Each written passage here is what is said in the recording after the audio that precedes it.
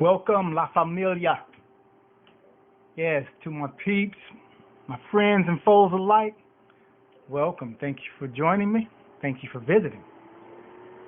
Yeah, I'm just going to go ahead and discuss this list that I compiled of the top 10 black music albums in this Millennial era.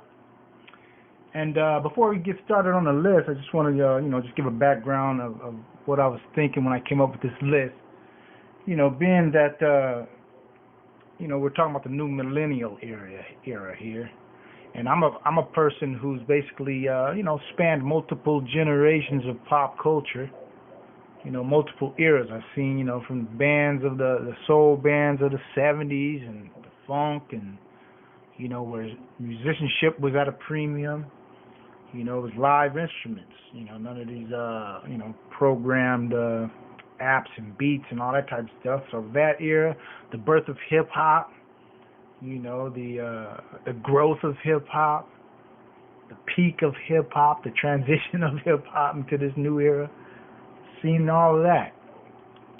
So basically, what I want to say is that over time, a person of experience has time to create his benchmarks, and their points of reference to be able to compare other works of art too, compare and contrast.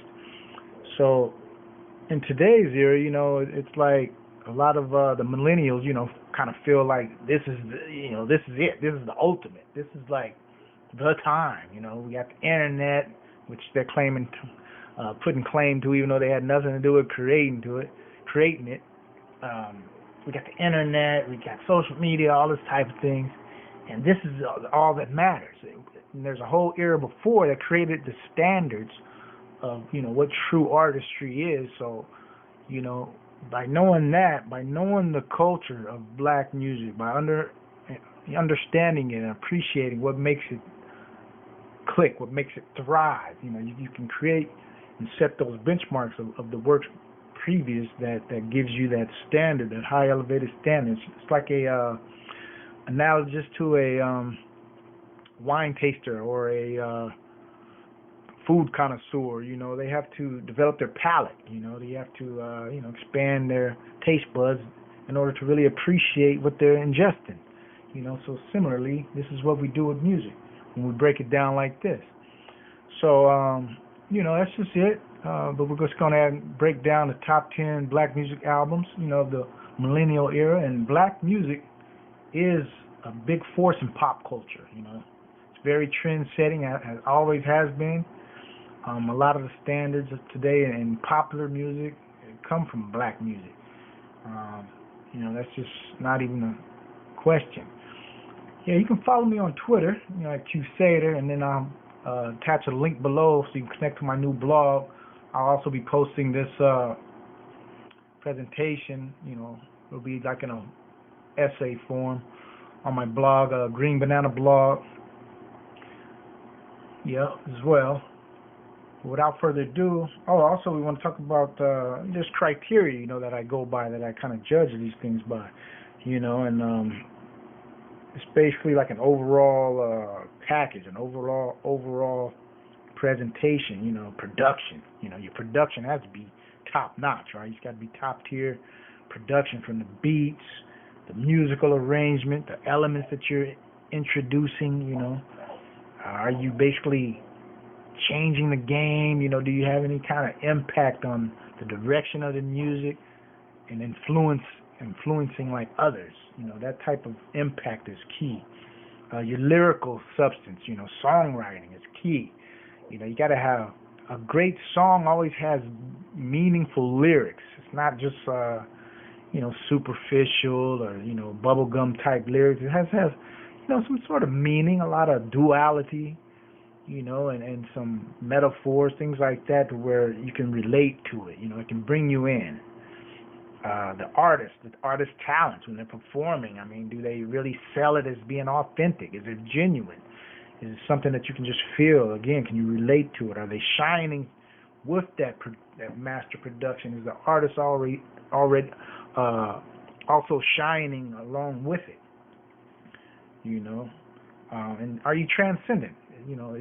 Again, are you putting some sort of impact into the art world, into the music world, an impact that's gonna kind of like stand on its own, a timeless piece, and that's what a classic is. And all these albums that I have here can stand the test of time. So with that, we're just gonna go ahead and start off with the 10th rated album on my list. Let's see who we got. All right. Diary of Alicia Keys by Alicia Keys. Yes. And I know that songs in A minor, including her smash single Falling, everybody loves that, right? But that was a young, debutante Alicia Keys, and here on this Diary of Alicia Keys, you get to see a maturation. You get to see that maturity into the next phase of her artistry, and it just came through so beautifully here. On the cover that she did of Gladys Knight and the Pips, If I Were Your Woman, where she had that Isaac Hayes interpolation in there of Walk On By in there. I mean, that was just dope. I mean, it's just something that just really hit home. The clarity and the pristine, musicianship and the simplicity of this album actually was just beautiful. It was elegant. It was a beautiful composition. And she's a composer, producer, arranger. That's talent. And that's an indelible imprint that Alicia Keys has on the music industry. Let me go ahead and play a track, pretty well-known track from that one. You can see I've listed some lyrics here on the artist on many of my slides. I'll have some artist lyrics.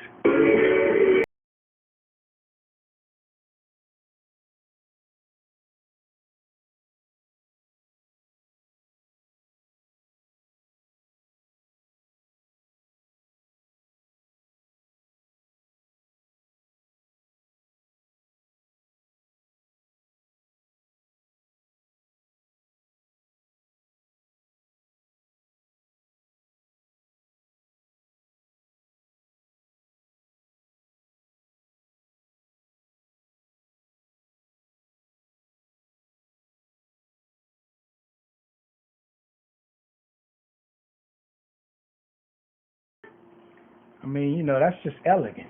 So, Alicia Keys coming in at number 10.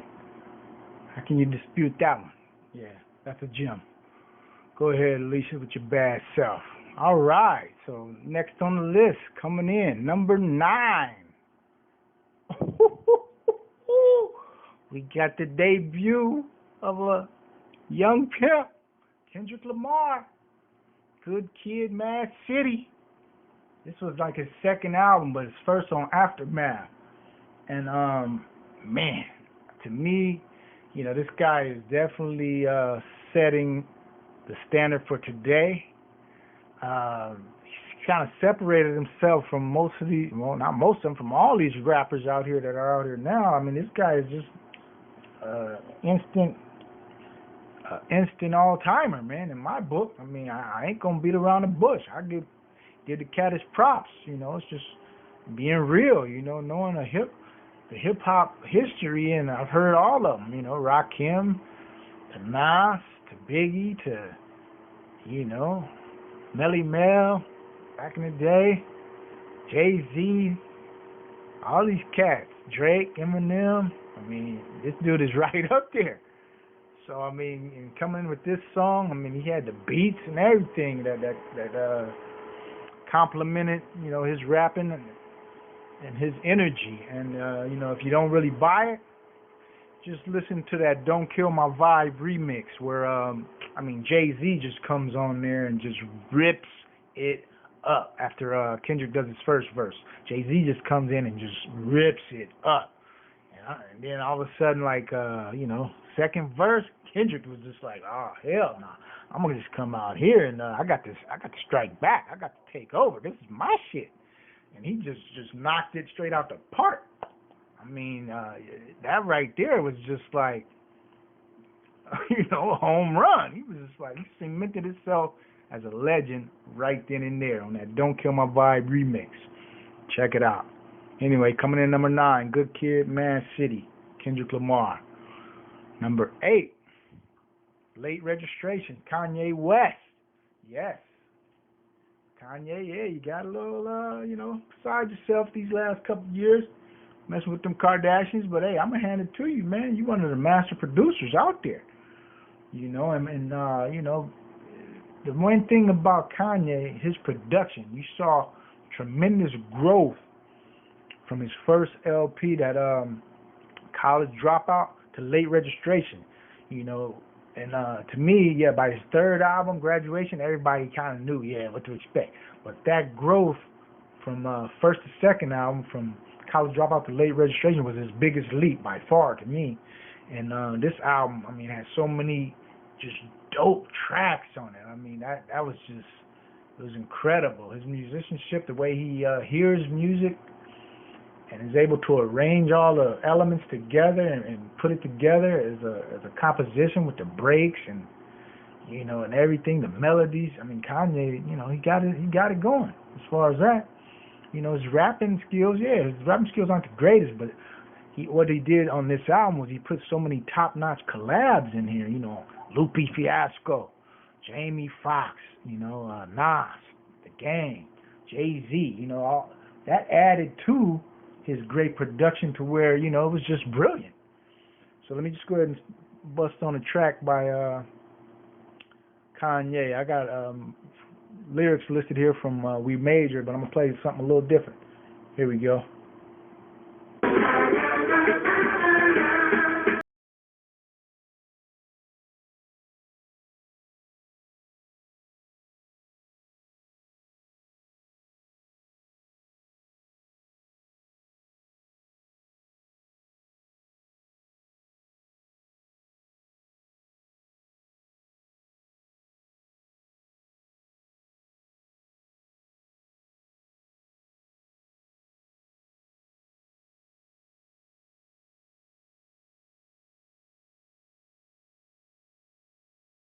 That crack music, man.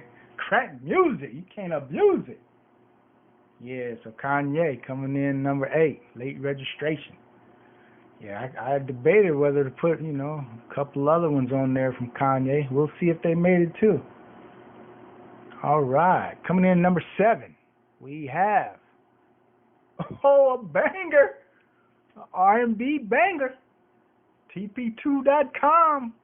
What can you say? Yeah, R. Kelly, yeah, he's got a little bit of issues with his personal life, but hey, man, this ain't about that. This is about great black music. You can't deny it. R. Kelly is a genius.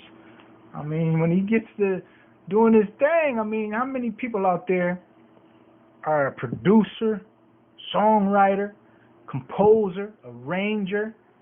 He's just a master maestro. He's the maestro. He's got his hand in every part of the process. And then the end product comes out like no other. This is a trend-setting brother right here. This cat sets trends. How many cats have basically just mimicked him, copied his whole blueprint? I ain't gonna mention no names or Trey songs, but you know what I'm saying. There's a lot of dudes out there that just took his style and ran with it. Let's be real. But the originator of this kind of R&B, who perfected it, and just had total control of it, R. Kelly, man. This is the man. He's got several albums, just bang after banger albums that you could really list in this top 10. I'm gonna go with TP2.com. Yep. Let me play a track from now on.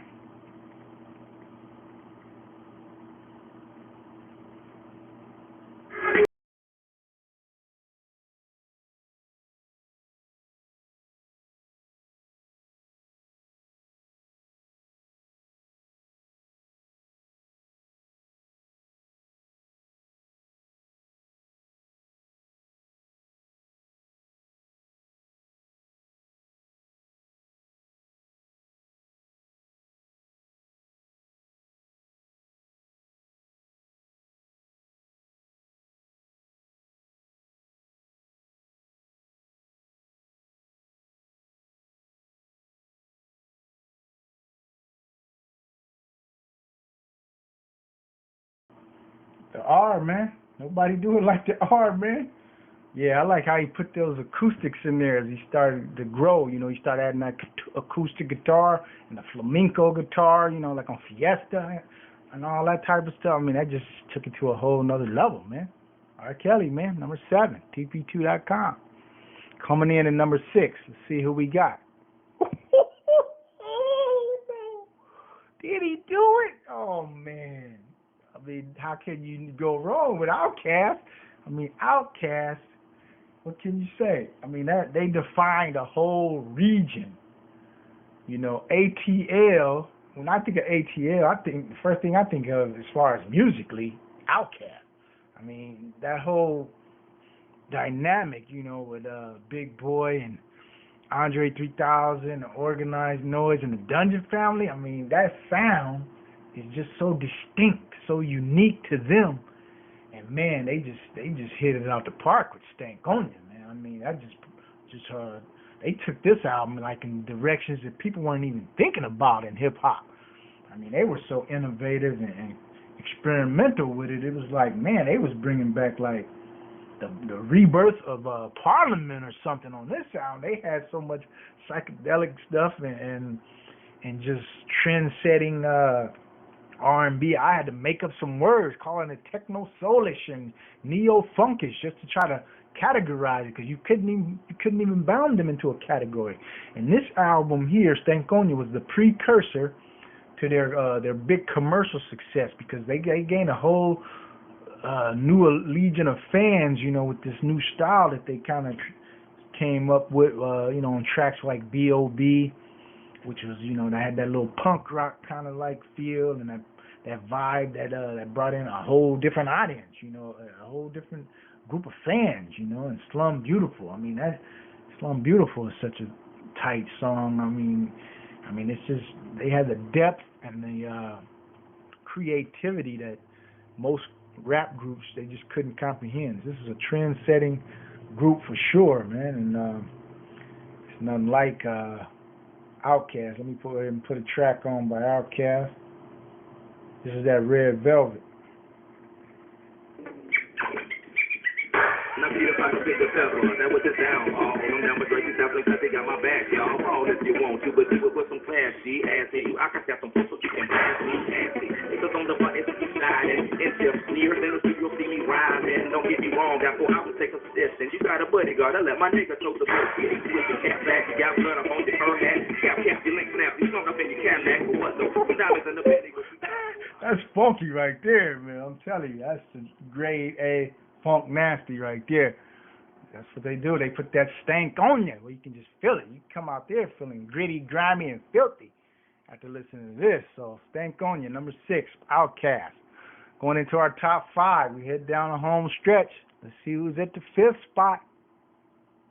Oh Lord, Floetic. Oh my God, these my girls here. I mean, they came with it. If you're a fan of black music, then you got to understand that this is one of the best albums ever that you will hear as far as R&B, soul. I mean, let's just start with what really sets them apart to me is the songwriting. I mean, right out the gate, when you listen to that first song, that first song they got on there, I mean, they just come with a track that's just, if you listen to the lyrics, I mean, it's just so deep and so elegant, you know. And that's where you got to start with them. I mean, they had a dynamic. I mean, Floetry, you know, 2 women. It was like a rapper and a songstress, female, both female. They was like, nobody had even thought about this type of concept to try to execute that for a whole album. And they were just so in tune with each other. The chemistry was just so great. I mean, when I first heard this, I'm like, man, are they dating each other or something? I mean, they were so connected and in tune and had that synergy that was just dynamic, man. And it was like, man, mind-blowing, man, when I heard this album. And then over and over, you listen to it, you can feel the raw emotion and just the passion that they have, you know. And their songwriting is just, again, it's just remarkable. I mean, anytime you got Michael Jackson clamoring for one of your songs, which Butterflies, which is actually on this album too, the demo version. But he did Butterflies. I mean, that song is just so, pretty, man. It's a pretty song, man. Elegant. It's it's just flawless. It's poetry, man. What can you say? Coming in number 5. Top 4, baby. Let's see who we got. The Chronic, 2001. Dr. Dre. Now, literally, when you come out with an album and you just shut everything down, you're just a legend. I mean, when Dr. Dre released The Chronic 2001 in 1999, it's before the new Millennium, 1999, and look at this, album's called 2001. He knew motherfuckers was going to be still bumping this shit like in 2001, 2-3 years later, and they was. For 2, 3, 4 years, it was just hit after hit. The Chronic dominated the streets, dominated the airwaves, dominated the clubs. No matter where you from, you had to give it up. East Coast, West Coast, and all points in between. Chronic 2001, you couldn't get no better. I mean, it just wasn't. And Dr. Dre, the thing that sets him apart, his production, is the elements. This guy just from the beginning. If you listen to a Dr. Dre track, I mean, this album was so dope, the Chronic 2001, they had straight just instrumentals you could just listen to. It was, and listening to those instrumentals, you can just hear all these different things that Dr. Dre incorporates into his music. You'll be hearing like tires screeching, a helicopter flying, and these sirens and these jingles and all that, and dice shaking and stuff like that. I mean, it's just in nature elements, like an ocean or something. I mean, like, is that an ocean waves or the wind blowing or something? I mean, these little subtle things added into some banging drum beats and guitar tracks and guitar rhythms. That's just ultra dynamic production, man. I mean, if you can't shine over a Dr. Dre beat, you need to just go ahead and put the mic down. That's just plain and clear. But again, production of Dr. Dre is over anything rapping. The rapping just complements the production that he puts down. But coming in number 4, Chronic 2001, Dr. Dre. See, this is about almost as far back as I would go. Maybe a year or two before 2000 is where I wanted to start with this list.